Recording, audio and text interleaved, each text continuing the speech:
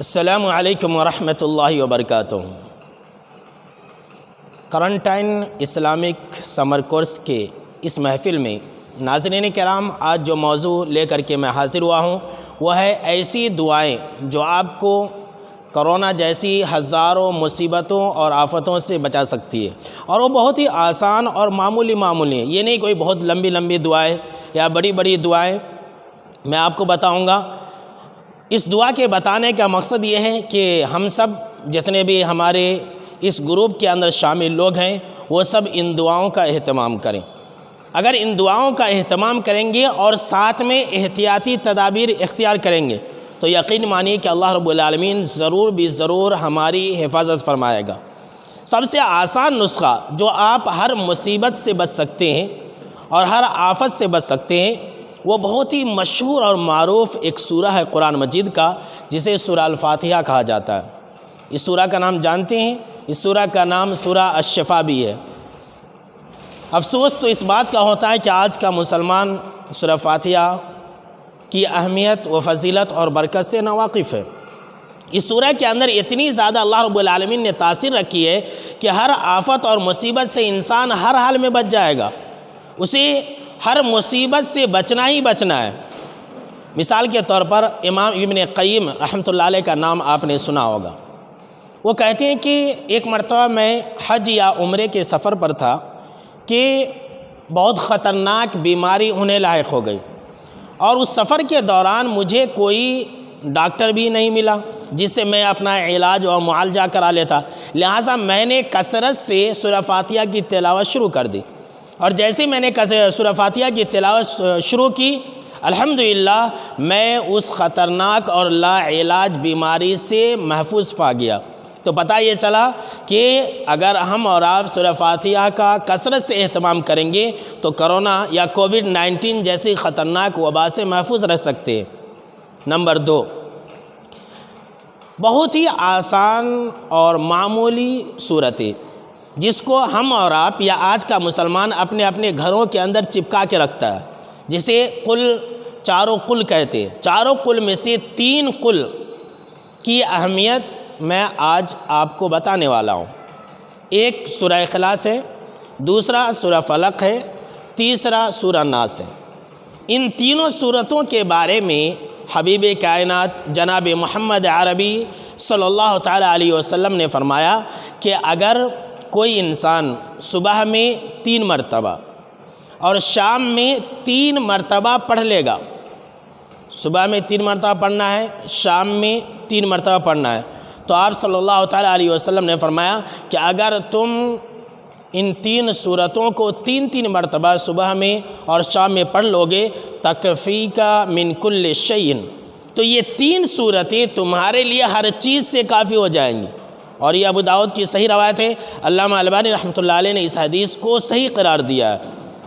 سبحان اللہ! دیکھیے ناظرین کرام، ہمارے پاس کیسی طریقے اور کیسے نسخے ہیں، لیکن ہم اور آپ ناواقف ہیں۔ لٹکانے سے شفا نہیں ملے گی، دیواروں کے اوپر چپکانے سے، اسے نقش و نگار اور مزین بنا کر چپکانے سے شفا نہیں ملے گی، پڑھنے سے شفا ملے گی۔ ٹھیک اس کی مثال آپ یوں سمجھ لیں کہ جس طرح سے ہم ڈاکٹر کے پاس جاتے ہیں، ڈاکٹر دوائی لکھ کے دیتا ہے تو ہم کیا کرتے ہیں؟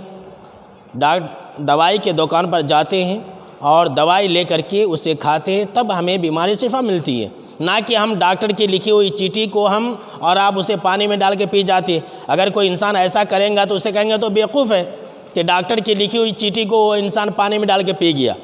تو قرآن مجید بھی شفا کی کتاب ہے، کب؟ لیکن جب کہ ہم اس کو پڑھیں، اس کے مطابق ہم اور آپ عمل کریں، اور جیسا طریقہ بتلایا گیا ہے ویسا اگر ہم پڑھیں گے تو ضرور ہماری شفا ہوگی۔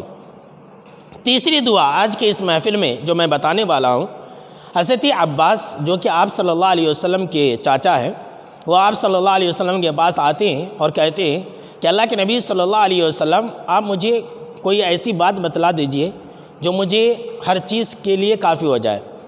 تو آپ صلی اللہ تعالیٰ علیہ وسلم نے کہا کہ آپ اللہ رب العالمین سے دنیا و آخرت کی صحت و عافیت مانگیے۔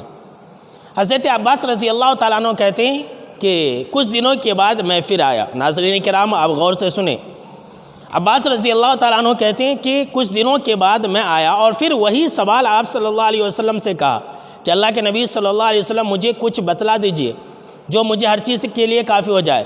تو آپ صلی اللہ علیہ وسلم نے فرمایا کہ اے رسول صلی اللہ علیہ وسلم کے چچا، اے میرے چچا، آپ دنیا و آخرت میں اللہ سے صحت و عافیت کا سوال کرو، اس سے بڑی کوئی چیز نہیں ہے۔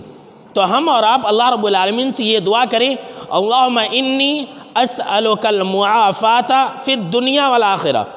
یہ بہت ہی بہترین دعا ہے اور دنیا و آخرت کی بہت ہی جامع دعا ہے۔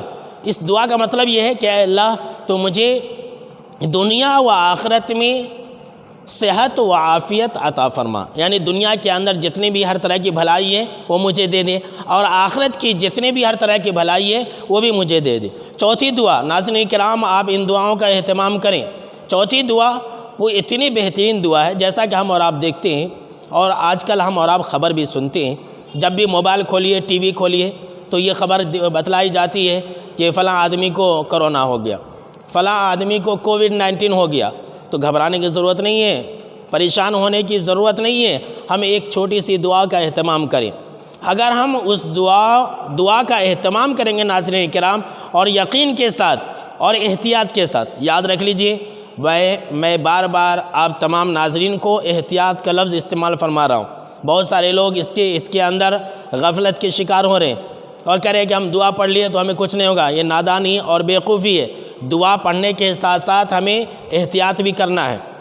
تو اللہ کے نبی اکرم و مکرم صلی اللہ علیہ وسلم نے فرمایا اگر کوئی انسان کسی بیمار آدمی کو دیکھ کر کے یہ دعا پڑھ لیتا ہے تو کبھی بھی اسے یہ بیماری نہیں لگ سکتی ہے مرنے دم تک۔ تو اگر ہم اور آپ دیکھتے ہیں کہ کسی انسان کو کرونا ہو گیا ہے تو جھٹکے سے فوراً یہ دعا پڑھ لے، الحمدللہ الذی عافانی مما ابتلاک بہ وفضلنی علی کثیر ممن خلق تفضیلا۔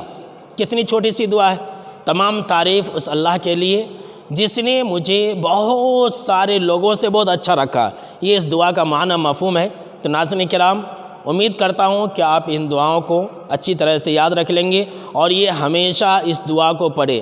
کبھی بھی کسی انسان کو مصیبت کے اندر دیکھیں تو فوراً ہم اور آپ اس دعا کا اہتمام کریں اور یقین کے ساتھ کریں اگر ہم اس دعا کو پڑھ لیں گے، جس بیماری کو بھی دیکھ کر کے ہم نے پڑھا ہے مرتے دم تک وہ بیماری نہیں آئے گی۔